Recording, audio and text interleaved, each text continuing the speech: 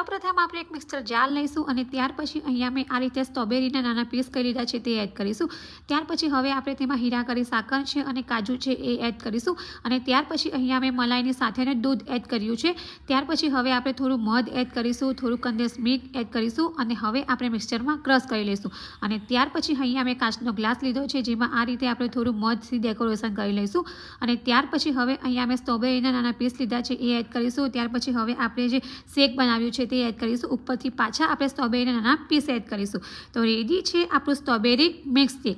તમે સાકરની જગ્યાએ ખાંડનો પણ ઉપયોગ કરી શકો છો અને તમે તમારી ચોઈસ મુજબના ડ્રાયફ્રૂટ્સ પણ એડ કરી શકો છો। તો ફ્રેન્ડ્સ ખૂબ જ ઝડપથી બની જાય એવું છે અને અત્યારે માર્કેટમાં સ્ટ્રોબેરી છે તે ખૂબ જ મળતી હોય છે, તો તમે એકવાર જરૂરથી આ સ્ટ્રોબેરી મિક્સ ટ્રાય કરજો।